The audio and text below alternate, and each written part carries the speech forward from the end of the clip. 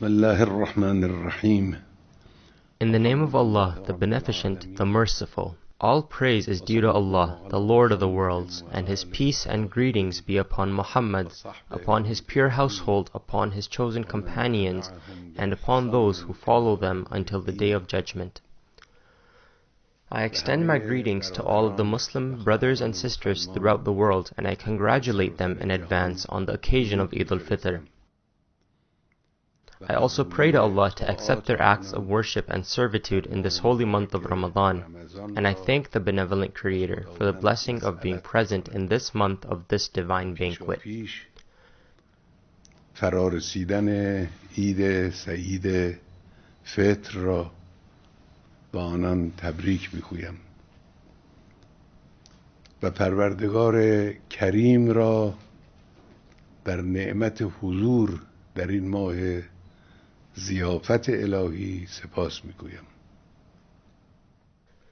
Today is Quds Day, a day created, thanks to Imam Khomeini's intelligent initiative, to unite Muslims on the issue of Holy Quds and in support of the oppressed people of Palestine. It has played an important role in this regard for several decades now, and Allah willing, it will continue to do so in the future as well. Nations welcomed Quds Day and considered it to be a religious obligation to hold up the flag for Palestine's liberation. The main policy of the arrogant powers and Zionism is to push aside the issue of Palestine in the minds of Muslim communities and to cause it to fade into oblivion. The most urgent responsibility in this regard is fighting this treachery, which is conducted by the enemy's political and cultural mercenaries in Islamic countries. The truth is that an issue as important as Palestine is not something that the pride, self-esteem, and increasing intelligence of Muslim nations will allow to sink into oblivion. Even if the Americans, other domineering powers, and their regional minions use all of their money and power to achieve their goal.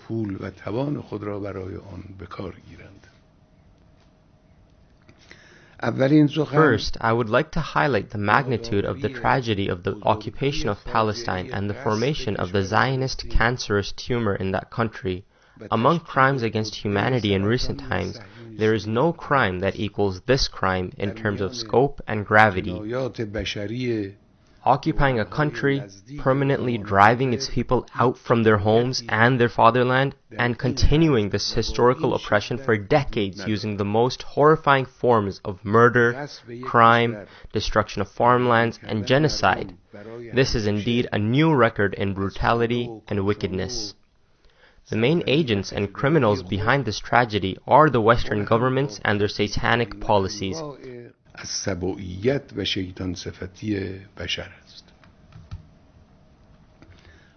day when the governments who had won the war in the First World War were carving up West Asia, namely the Asian territories of the Ottoman Empire, among themselves at the Paris Conference as spoils of war, they felt the need for a safe stronghold in the heart of this region more than ever, in order to guarantee their permanent hegemony. Years earlier, through the Balfour Declaration and conspiring together with Jewish plutocrats, the British had prepared the ground for the innovation of Zionism to carry out this role, and now the practical groundwork was in place. During those early years, they gradually prepared the preliminaries, and finally, after the Second World War, they used the opportunity created by the negligence and the problems of the regional countries and dealt their blow. They announced the creation of the bogus regime, the nationless Zionist state. The primary target of this blow was the Palestinian nation and secondarily all the other nations in the region.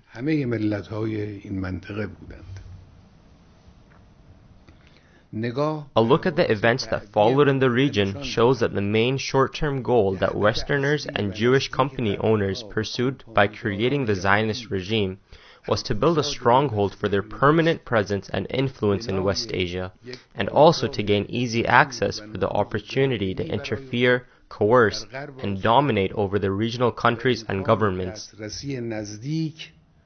Therefore, they equipped the bogus and occupying regime with various kinds of military and non-military tools of power, even with atomic weapons, and their plans included the growth of this cancerous tumor from the Nile to the Euphrates.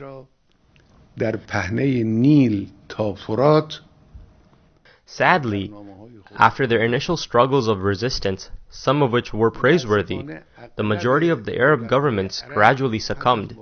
Particularly after the United States took charge in this matter, they forgot their human, Islamic, and political responsibilities and their Arab pride. With the delusional hopes, they contributed to the enemy's goals. The Camp David Accord is a clear example of this bitter historical fact. After brave sacrifices and struggles in the early years, resistance groups were gradually pulled to the path of unsuccessful negotiations with the occupier and its supporters. They abandoned the route that could have led to the realization of the Palestinian dream. Negotiations with the United States and other Western governments, and also negotiations with the useless international groups, were bitter, unsuccessful experiences for Palestine. Holding out an olive branch at the United Nations General Assembly had no result other than the injurious Oslo Accords, and it led to the eye-opening fate of Yasser Arafat.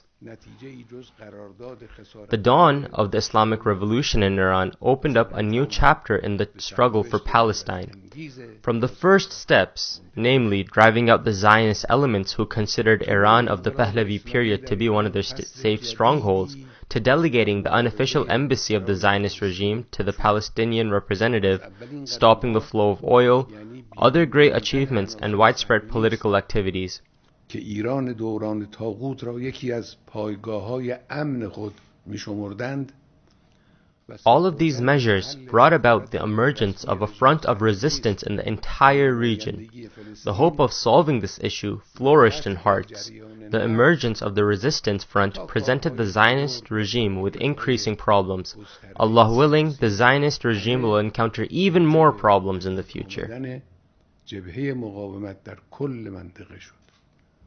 However, the efforts of the supporters of that regime, with the US in the front, increased sharply in order to defend the Zionists. The emergence of the faithful, young, self-sacrificing force of Hezbollah in Lebanon and the formation of highly motivated groups such as Hamas and Islamic Jihad within the Palestinian borders unsettled and alarmed not only the Zionist ringleaders, but also the US and other aggressive Western powers. After and in addition to their support of the occupying regime with weapons and propaganda, they added recruiting from within the region and from within Arab society to the top of their agenda.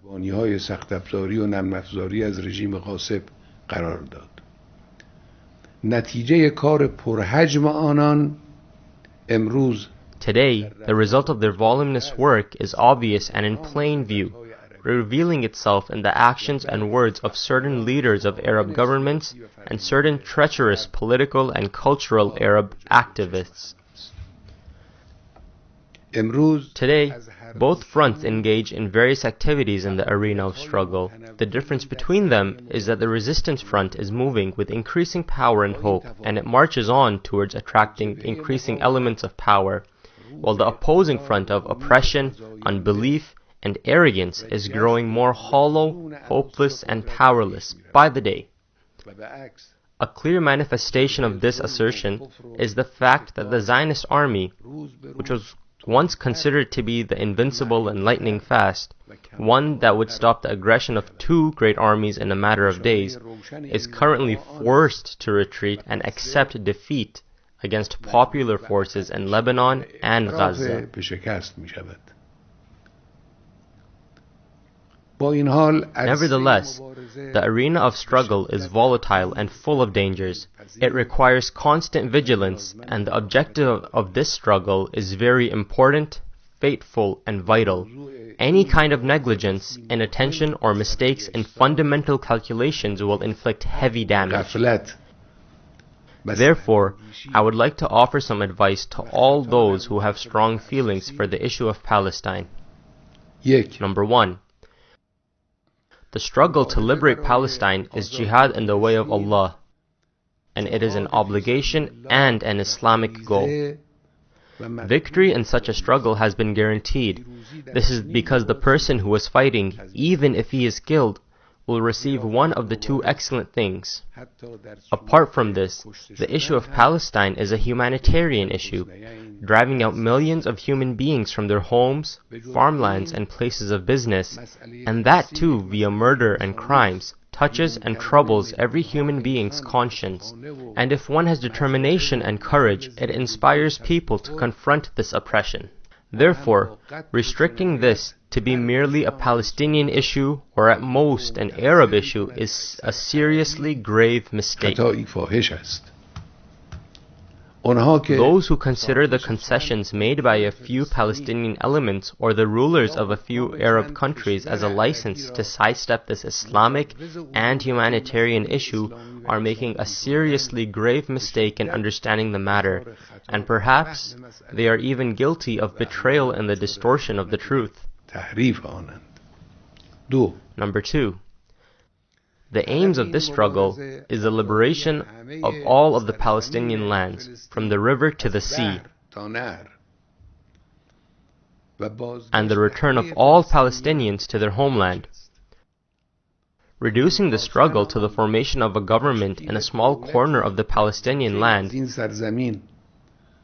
and that too in the humiliating way that is mentioned in the discourse of ill-mannered Zionists, is neither a sign of trying to achieve justice, nor is it a sign of adhering to reality. The reality is that today millions of Palestinians have achieved a level of thinking, experience, and self-confidence that they can be steadfast upon this great struggle. Nevertheless, be certain of divine assistance and ultimate victory. Allah says, "Surely Allah will help him who helps his cause. Most surely Allah is strong, mighty." Undoubtedly, countless Muslims throughout the world will support them and share in their struggle, Allah willing. Number 3. Even though benefiting from any and all halal means and legally permissible means is allowed in this struggle, which includes global support, but it is absolutely essential to avoid trusting Western governments and international groups which are covertly or overtly aligned upon them. They are enemies to any effective entity with an Islamic nature. They have no regard for human rights or the right of nations. They themselves are the cause of the worst harm and crimes against the Islamic Ummah. Currently, which international entity or which criminal power is being held accountable for the assassinations, the mass murders, the warmongering, the bombing, and the man-made famines in many Islamic and Arab countries? Today, the world is counting one by one every victim of the coronavirus across the globe, but nobody asks who is responsible and is the killer of hundreds of thousands of martyrs, imprisonments, and disappearances in countries where the US and Europe have ignited the flames of war. Who is responsible for all the unlawful bloodshed in Afghanistan, Yemen, Libya, Iraq, Syria, and other countries? Who is responsible for all of these crimes and for the usurpation, destruction, and oppression in Palestine? Why didn't anyone count the millions of oppressed children, women, and men in the world of Islam? Why doesn't anyone extend their condolences for the mass murder of Muslims? Why must millions of Palestinians spend 70 years away from their homes and in exile? And why should the noble Quds, the first Qibla of Muslims, be desecrated? The so-called United Nations is not fulfilling its function, and the so-called human rights organizations are dead.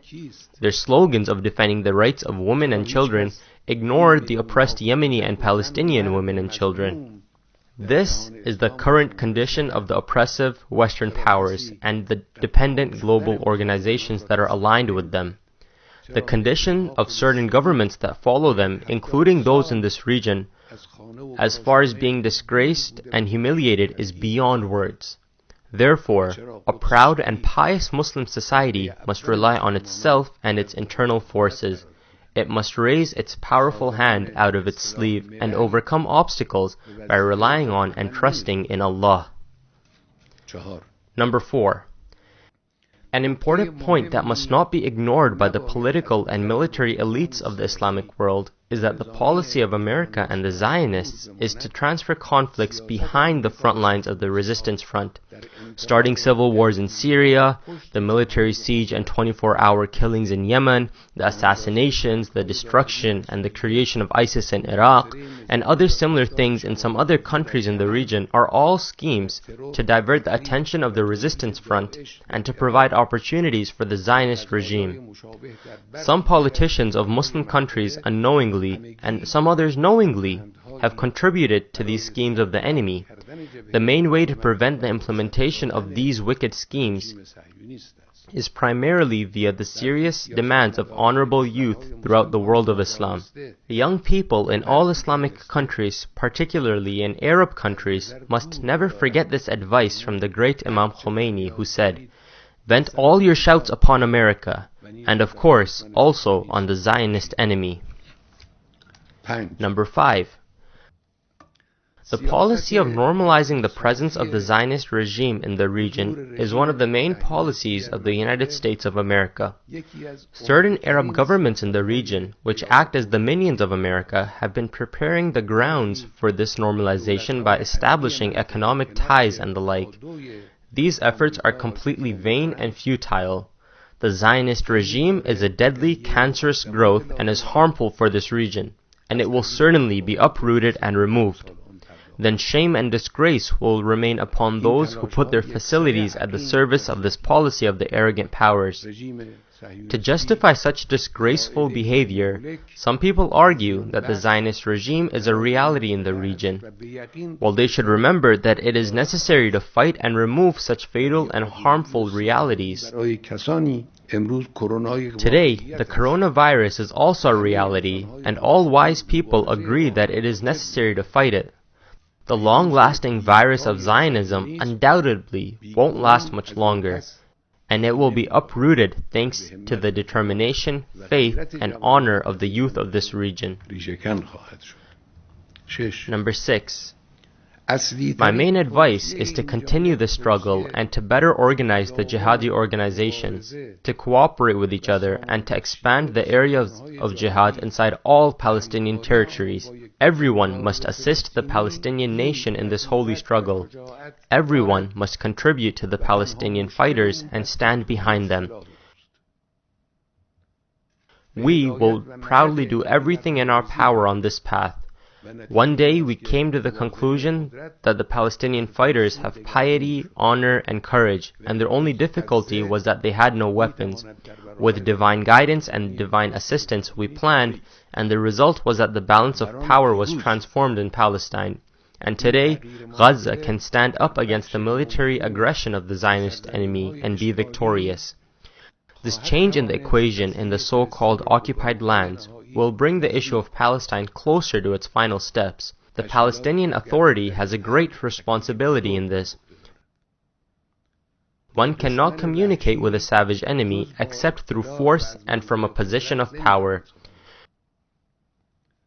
Praise be to Allah, the ground for this power has been prepared for the brave and resistant nation of Palestine. Today's Palestinian youth are yearning to defend their dignity. Hamas and Islamic Jihad in Palestine and Hezbollah in Lebanon have been a proof for everyone. The world has not forgotten and will not forget the day when the Zionist army broke through the Lebanese borders and marched till Beirut, or the day when a criminal murderer by the name of Ariel Sharon carried a bloodbath in Sabra and Shatila.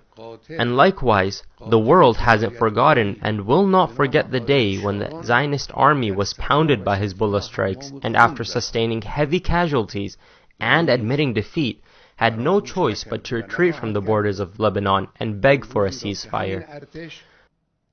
This is what full hands and a position of power means.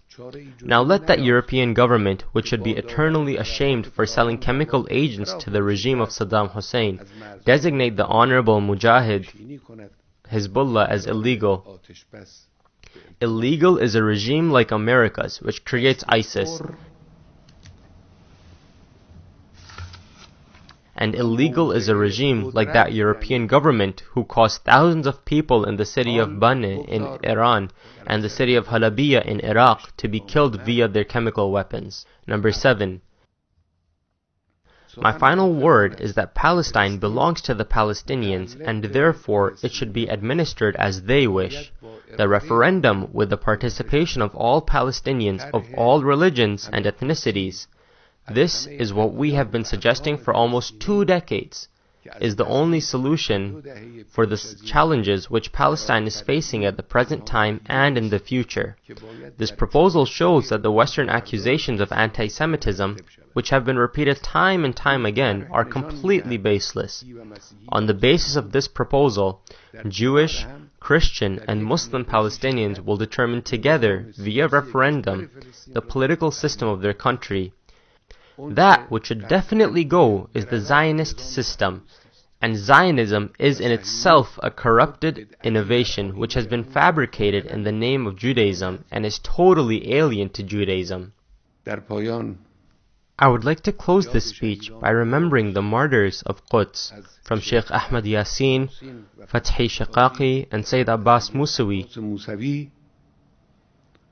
to the great commander of Islam and the unforgettable face of the resistance, Martyr Qasim Soleimani, and the great Iraqi Mujahid, Martyr Abu Mahdi al-Muhandis, and we honor all the other martyrs of Quds, and to the soul of the great honorable Imam Khomeini, who opened the path of dignity and jihad for us, I send my salutations. And likewise for our late brother, Hussein Shaykh al-Islam, who worked diligently on this path for years, I ask Allah the Exalted to bestow His mercy upon him. In the end, I would like to remind all dear viewers and listeners that this year's Quds Day is the first Quds Day in which our dear Qasim Soleimani is not present. Please recite the chapter, the opening Al-Fatiha, and the chapter, the Unity, Tawheed, for him one time. May Allah's greetings and mercy be upon you.